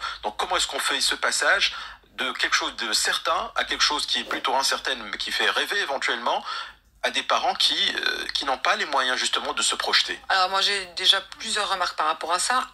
Les personnes en milieu rural sont pas tous agriculteurs. Ça, c'est la première chose. Et ils sont, en tout cas, nous, dans les écoles où on est, c'est quand même plus une minorité qui est agriculteur. Il y a des pères qui sont... des fois ils sont en prison, il y a des pères qui ont des métiers. Moi je me rappelle, on nous avait fait intervenir dans des douars où il y avait vraiment énormément de problématiques sociales, donc effectivement là les pères étaient en prison, mais sinon dans la majorité du rural, ils ont des métiers divers et variés, de commerçants, de commerçants, etc. Voilà, des métiers variés. Ils ne sont pas tous agriculteurs. Et d'autre part, je pense que les parents aussi ont pris conscience que... Parce qu'ils les voient. En fait, qu'est-ce qui fait prendre conscience? Un enfant qui abandonne l'école en 6e année primaire, il va chercher du travail. À supposer que le père soit agriculteur. L'agriculteur, vous savez combien il gagne un agriculteur par jour? C'est un salaire de misère. Je me rappelle, à Zakoran, on avait fait une étude pour savoir pourquoi les jeunes à Bnimlel, ils préféraient risquer leur vie pour faire une immigration clandestine plutôt que de rester faire un projet. Ils disaient, mais moi, je gagne 30 dirhams par jour. Je travaille 10 heures dans la journée, un travail très physique, je gagne 30 dirhams par jour. Qu'est-ce que je vais faire avec 30 dirhams? Qu'est-ce que je vais faire? Donc, en fait, c'est pas vraiment... Voilà. Najat Limaï, présidente fondatrice d'Emma, sur justement cette déperdition importante que l'on retrouve surtout au niveau du secondaire, parce que bon, on l'a dit, au niveau du primaire, le problème semble plus ou moins circoncis, hein, on est sur du 1%, vous me corrigez si je me trompe, sur les chiffres, c'est à peu près ça, 1,1, 1,2. Mais avec des disparités. Hein. Avec des disparités, c'est vrai, mais globalement, on est sur du 1%. Sur moyenne nationale, oui. Voilà, au niveau de la moyenne nationale, et puis patatrac, arrivé au niveau du secondaire, on se retrouve à 11-12%, même si je sais qu'au niveau du ministère, on ne veut pas prendre ces chiffres-là, mais c'est 12%. Alors, mais vous allez me faire fâcher. Voilà, je sais. Alors, moi, je suis tout à fait d'accord avec Rita Kadira pour dire, l'État n'arrivera pas toute seule. N'arrivera pas toute seule, elle a besoin des partenaires. D'ailleurs, je le dis toujours, en France, c'est les associations qui sont aussi le messager qui monte là-haut pour faire résoudre. Alors, nous, je sais qu'il y a une initiative à saluer. C'était en 2011, où c'était l'INDH, l'Initiative nationale de développement humain, qui avait lancé l'opération des bus. Ça veut dire qu'elle a acheté du bus. Nous, je sais que ça a été quelque chose. On avait fait un partenariat avec la province et l'éducation nationale. Et c'est vrai que le bus, on a pu quand même se rendre compte que des enfants allaient quand même, qu'il y avait moins d'abandon. Vraiment, parce que les filles qui faisaient 7 kilomètres, il allait. Après, c'est pris maintenant avec le conseil général où c'est lui qui achète le transport scolaire. Je pense qu'il pourra nous aider. Je trouve que c'est une initiative à saluer. Parce qu'aujourd'hui, peut quand même emmener. Je sais à Casablanca, je ne sais pas du tout dans les Valages si ça se passe de la même chose aussi. Je reste toujours comme Mounia en disant que c'est le niveau scolaire, je pense. Et à Casablanca, souvent, les parents, les mères travaillent comme femmes de ménage, comme plein de choses. Les pères, ils sont quand même... Moi, je travaille dans vraiment la périphérie de Casablanca, où les pères, ils sont quand même en prison, des choses comme ça. Il n'y a pas une présence. De temps en temps, on a quand même des espoirs qui sont extra, parce qu'on voit qu'il y a des mères et des pères qui suivent quand même leurs enfants et qui viennent quand même voir et tout. Et les initiatives dans les collèges, elles sont merveilleuses. Mais j'ai vu des enfants que j'ai suivis depuis 2011 qui prenaient par exemple le transport, que 2015, ils n'y sont plus, et qui sont restés à la maison, qui se sont mariés volontairement, hein, pas du tout une obligation de mariage ni rien. Je ne peux pas vraiment dire qu'aujourd'hui, quand ils arrivent au collège, au lycée, ils ont les moyens, avec ce déficit qui vient déjà du primaire, ils arrivent à réussir. Vraiment, qui arrivent jusqu'au bout. Est-ce que ça veut dire qu'au niveau du primaire, par exemple, ils ont eu de mauvais professeurs? Est-ce qu'on peut dire ça comme ça? Non, je ne mets pas sur les professeurs. Entre autres. Parce que moi, je vais vous dire simplement... Je pense que le décalage... Non, mais vraiment, pas du tout... Je veux pas qu'on... Vraiment, je l'ai dit, je le pense, on n'accuse pas tous les autres. Je pense qu'entre un décalage de programme scolaire... Excusez-moi, ils n'ont pas de niveau, ils ne savent pas écrire une phrase en français après avoir fait 4 ans de français. Je veux dire, à un moment donné, ces élèves ne sont pas plus bêtes que d'autres. Ils ne sont pas plus intelligents non plus que d'autres. Donc, à un moment donné, ils ont les mêmes facultés pratiquement. S'ils sont dans un environnement qui est favorable, ils vont devenir bons à un moment donné ou un autre. On ne peut pas faire 4 ans de français, ne pas maîtriser la langue française. Alors, je pense aussi que le problème aussi qu'on est en train d'accuser ici, il faut le faire, c'est qu'il y a aussi une charge des classes. Il y avait un moment, il n'y avait pas assez de classes pour construire, et des enfants, il y en a par exemple dans la périphérie qui font que 4 heures le matin ou 4 heures l'après-midi, parce que il y a un nombre d'élèves qui est plus élevé que les classes qui sont disponibles dans les écoles. Ça aussi, il faut le faire. Moi, je dis, il y a 2 ans, 3 ans, on a vu des professeurs de français être reconvertis en professeurs de maths, parce que parfois des professeurs de français enseignaient des sciences islamiques, parce qu'on a eu une pénurie de professeurs, de professeurs de manière générale, Donc vous avez un professeur qui est spécialisé dans une discipline, on lui dit tu vas faire ça, mais en plus tu vas enseigner une autre discipline qui n'est pas de ton ressort. Et ça, on l'a vu au niveau urbain. Alors qu'en est-il du monde rural? Qu'en est-il au niveau de la périphérie de Casablanca? Donc à un moment donné, la qualité du prof, et pour moi peut-être je me trompe, mais un sujet central. Non, mais la qualité du prof, moi je peux pas juger les profs, vraiment, je peux pas juger. Mais je peux dire qu'aussi que les familles par exemple, elles ne sont pas présentes, elles ne sont pas là. Il y a quand même, ça veut dire qu'il y a un suivi dans la maison où les parents travaillent, ils ne peuvent pas le faire. Et ça, il faut quand même aussi le prendre en considération. On peut pas accuser que les enseignants, on peut pas accuser aussi que l'éducation nationale. Alors, est-ce que la société civile pourra, elle, dans ces cas-là, monter des cours de soutien? Ça reste quand même à savoir. Mais on n'est pas nombreux non plus, les associations. Moi, j'aimerais bien intervenir sur cette question. Vous savez, c'est bien de parler du problème, mais il faut aussi parler des solutions. Et des solutions. Il faut comprendre. On va parler des solutions, mais il faut comprendre parce qu'à un moment donné, moi je me dis, c'est pas possible qu'on fasse 4 ans de français, qu'on ne sache pas écrire une phrase. Mais vous avez tout à fait raison. Aujourd'hui, la problématique, je le dis et je le redis, excusez-moi de le redire, elle est multidimensionnelle. Elle est liée à la qualité de l'école, elle est liée au fait de la distance de l'école des foyers, elle est liée à des problèmes culturels, elle est liée à plein de choses. Donc aujourd'hui, bien évidemment, je pense qu'on a compris la problématique. Je pense qu'il y a des statistiques, il y a des études très très claires qui montrent les raisons de la déperdition, que ce soit sur le milieu urbain et le milieu rural. Maintenant, est-ce que nous sommes en train d'entamer des actions exhaustives pour pouvoir s'attaquer à chaque cas spécifique de problématique de la déperdition? C'est ça la question qu'il faut se poser, et que là encore, bien évidemment, la société civile ou le privé doit pouvoir venir appuyer le ministère à pouvoir trouver des solutions. On va être d'accord sur ce point, et tout le monde sera d'accord avec vous. Mais moi simplement, c'est vrai, il y a plusieurs, c'est multidimensionnel pour reprendre vos mots, mais c'est vrai, on a l'éloignement de l'école, le refus des élèves, la pauvreté, l'échec scolaire, le refus des parents. On sait pratiquement, mais moi quand je pose la question dans les termes dans lesquels j'ai posé la question, c'est que ceux qui restent n'ont pas quitté le navire. Donc s'ils restent et ils ont un mauvais niveau en français, ils n'ont pas souffert du refus la distance, etc. Ils sont restés dans le système et pourtant ils sont mauvais. Donc s'ils sont mauvais après 4 ans de formation en langue, c'est que ça pose véritablement... Mais c'est ceux-là qui vont quitter au niveau du collège et du lycée. Oui, mais quand ils arrivent, ils sont pas bons, alors qu'ils sont encore là, ils n'ont pas quitté le système, ils n'ont pas encore quitté le navire pour moi. Donc ils ont bénéficié de la formation, et cette formation, manifestement, ne donne pas aujourd'hui le fruit d'un travail qui a été accompli par le professeur. Vous avez tout à fait raison. Aujourd'hui, oui, il y a une problématique d'enseignants. Vous savez ce qu'on dit? On dit un système éducatif ne peut pas dépasser le niveau de ses enseignants. Aujourd'hui, est-ce que l'enseignant marocain rentre dans le métier de l'enseignement par vocation? Est-ce que nous avons toutes les conditions? C'est tout un débat. On peut revenir chez vous et parler de l'enseignant, la qualité, c'est quelque chose qui peut prendre... Mais il est central, l'enseignant, dans ce débat, pour moi. Elle est centrale, bien évidemment. Après, on peut pas trouver une solution à cette problématique. Il y a un problème de qualité, mais on peut pallier. Alors moi, je vais vous parler, je vais peut-être anticiper très rapidement. Je vais vous parler très très rapidement d'une initiative que nous allons lancer le mois prochain. C'est le collège rural de proximité qui a été pensé avec la société civile. Il a été pensé avec le ministère de l'Éducation et spécifiquement l'éducation non formelle et la direction des curricula. C'est le collège rural de proximité. Ce collège rural de proximité,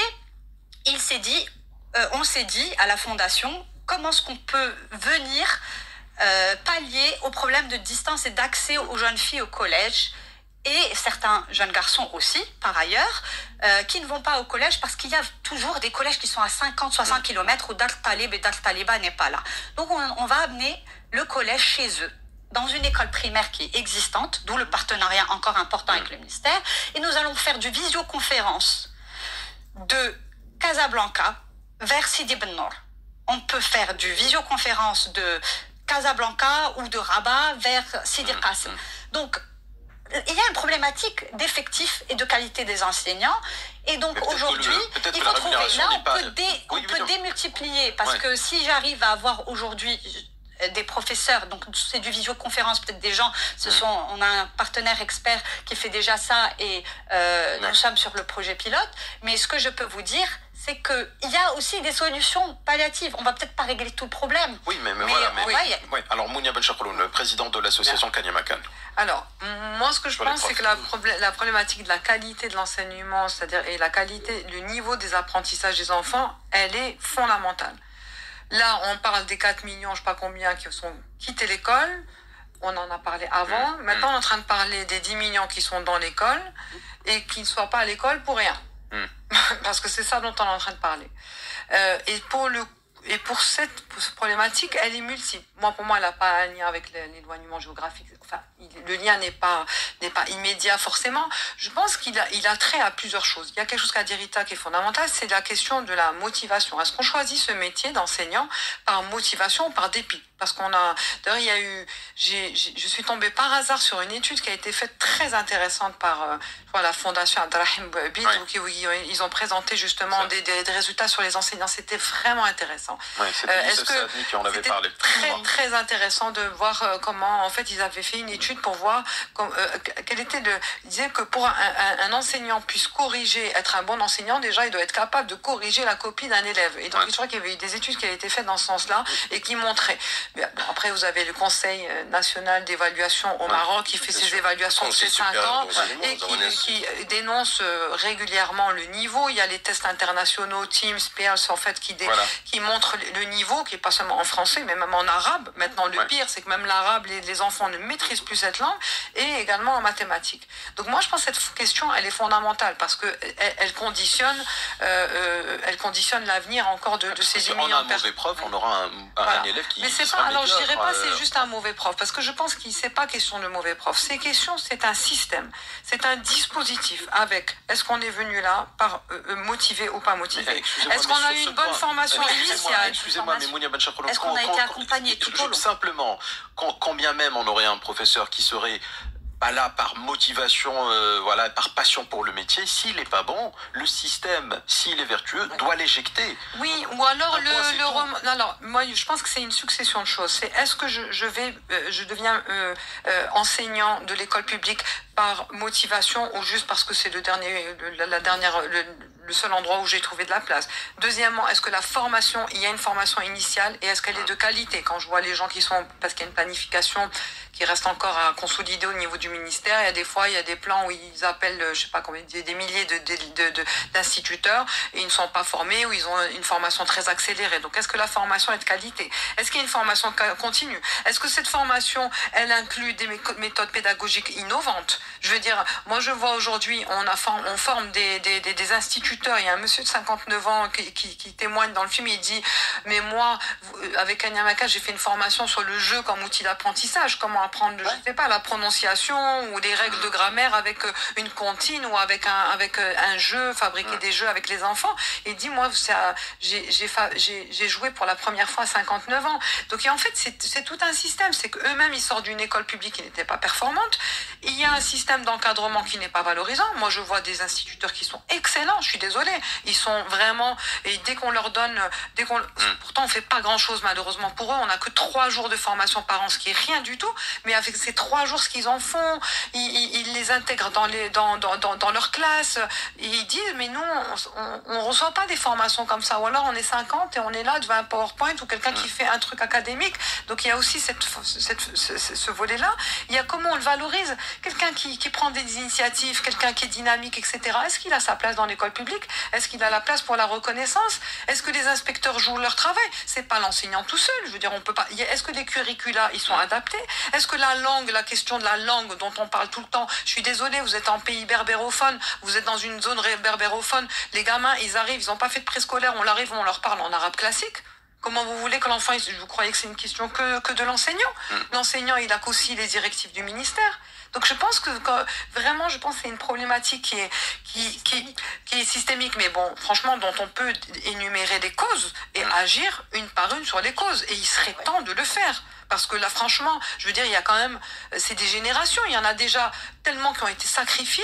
Il faut maintenant qu'on arrête de sacrifier il y en a plein maintenant qui les pauvres, on va même même pas les rattraper parce qu'ils sont en dehors du système scolaire, que au moins ceux qui sont dans le cimetière, dans le système scolaire, ceux-là, on puisse leur garantir un avenir et qu'ils puissent aller vers la formation professionnelle et l'insertion, parce que c'est des gens qu'on exclut de l'appartenance politique, sociale, culturelle. Je veux dire, quelqu'un qui redevient illettré et qui n'a pas de travail, je suis désolée, mais c'est quelqu'un qui est exclu, dont on organise l'exclusion. Je trouve que c'est pas... Voilà. Alors, juste quelques réactions de nos auditeurs, je vais en prendre deux. Il y a Jawad de Casablanca qui est aussi têtu que moi, finalement, peut-être, il m'excusera, mais il dit « Je suis désolé, madame, la compétence et la présence du professeur sont déterminants pour impliquer l'élève et donc pour la réussite, parce que, bon, voilà, voilà, en tout cas, c'est ce que pense Jawad de Casablanca. Et puis, Lamia de Casablanca aussi, qui fait écho un petit peu à ce qui a été dit tout à l'heure par Richard Pradeli, lorsqu'elle parlait de vidéoconférence, c'est ça, de visioconférence. Elle nous dit, on parle de quoi là? En montagne, dans les patelins où l'eau n'arrive pas au foyer, on va faire de la visioconférence.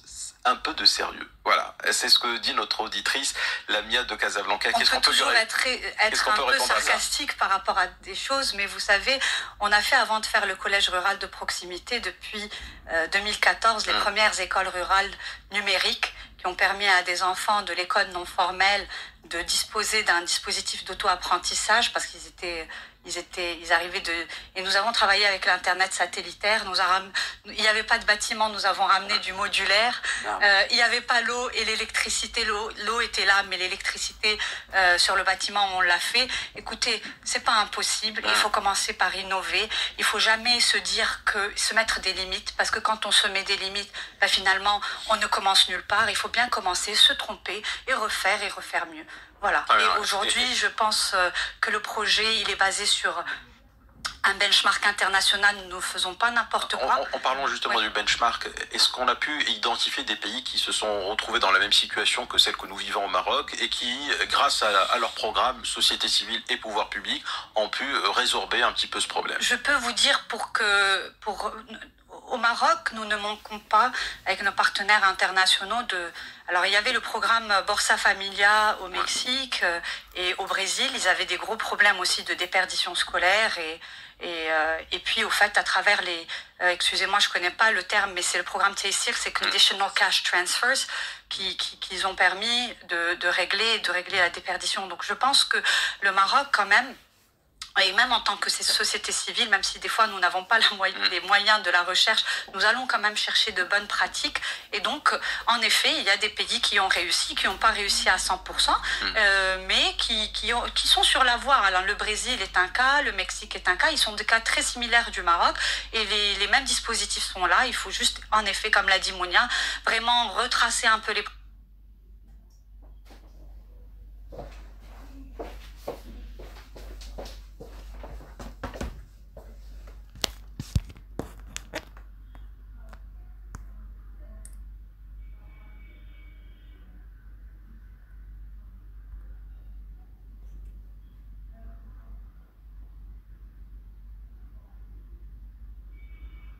Il me semble, en tout cas, je vais revenir un peu à la question de l'enseignant. L'enseignant, il est très déterminant quant à la lutte contre l'abandon scolaire ou à la qualité de l'éducation d'une manière vraiment déterminante. Vous savez que quand on parle des chiffres qui quittent l'école ou le collège, c'est des chiffres alarmants au niveau national. Mais si vous les voyez au niveau d'une classe, avec un enseignant, c'est un enfant et demi, ou même pas, parfois. Et s'il y avait uniquement un petit rapport de cet enseignant affectif avec cet enfant, il ne va pas quitter. Il préfère rester avec ses amis, ses collègues, élèves dans la classe. Donc il faut savoir que la question de l'enseignant quant à la déperdition scolaire, nous on ne la cache pas. C'est très important. Et même pas dans le rendement pédagogique, mais surtout en rapport... Dans la motivation.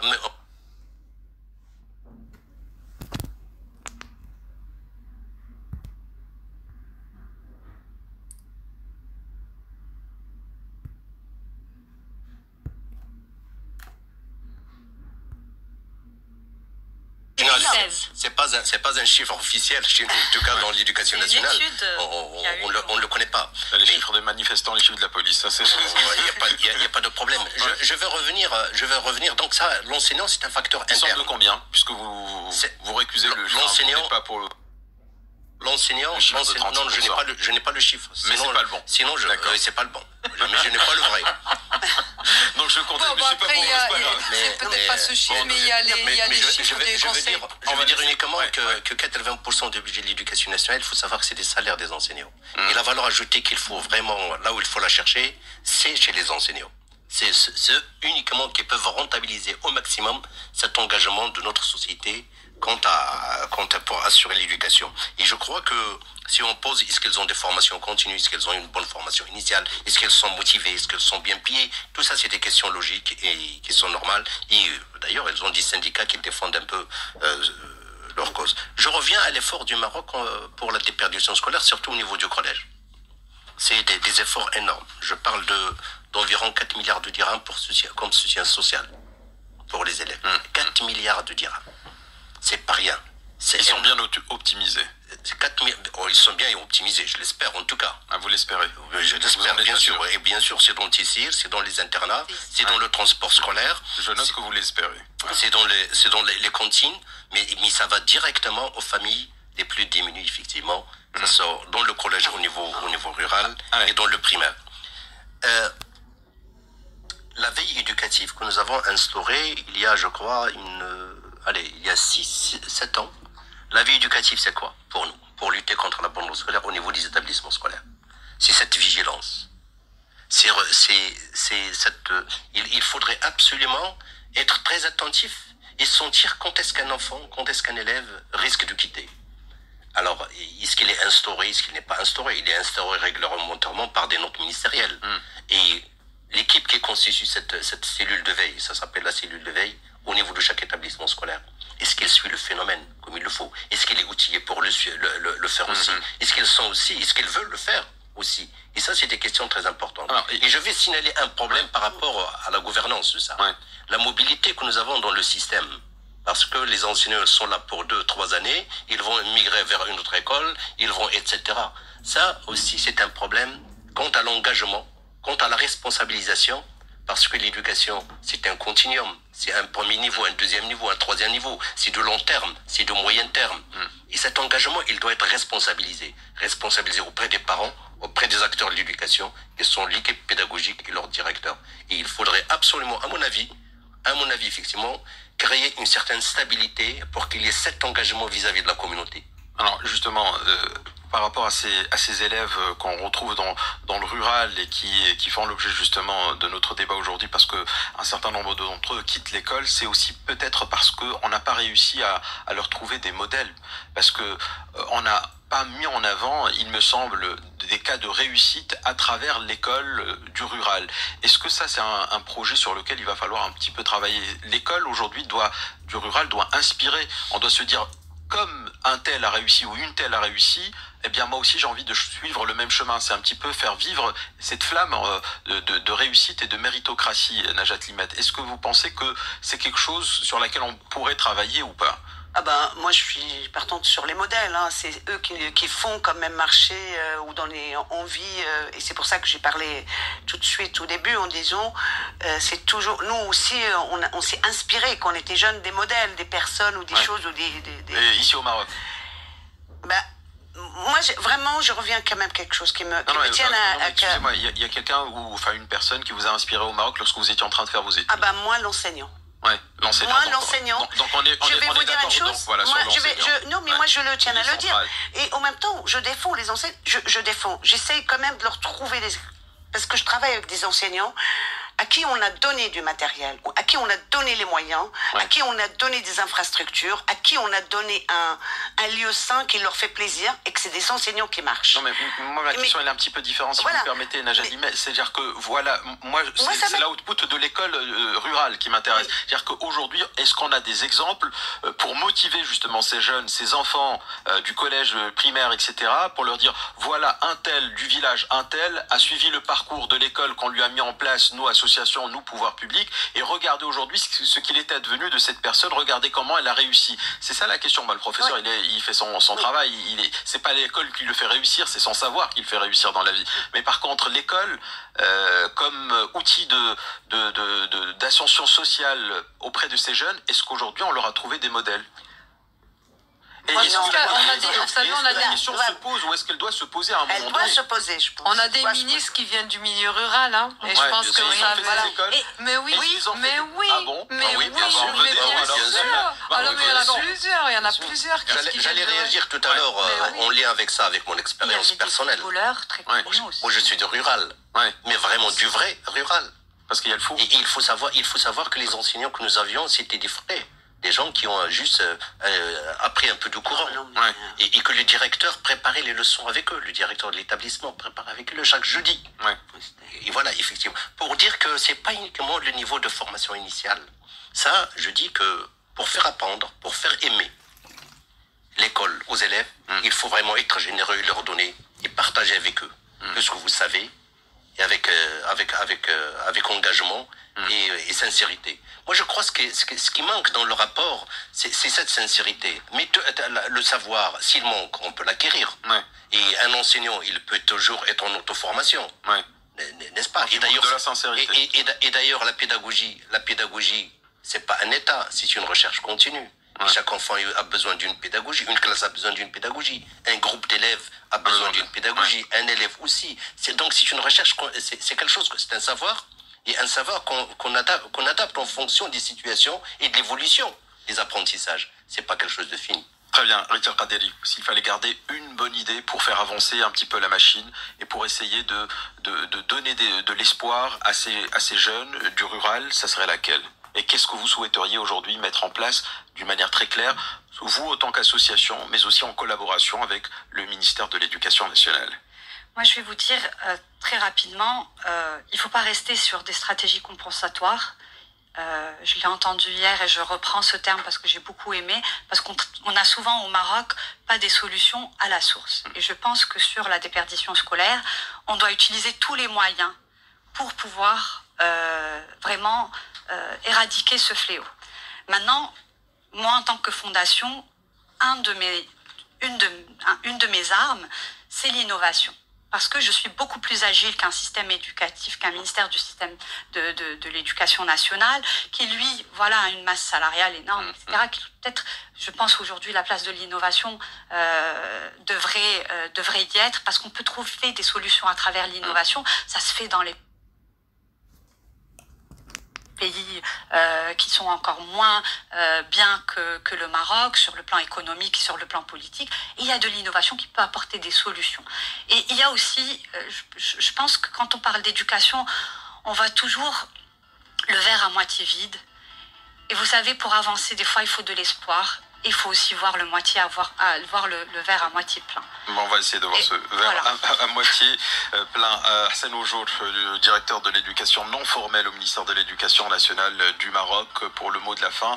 Et sur une recommandation, selon vous, qu'il va falloir implémenter très rapidement pour essayer de donner encore plus de sens à cette école rurale et éviter donc cette abondance scolaire. Bon, je crois que pour le rural, si vous cherchez un peu l'offre sociale la plus présente, c'est l'éducation, en termes de classe et d'infrastructures, etc. Et maintenant, on va vers les écoles communautaires.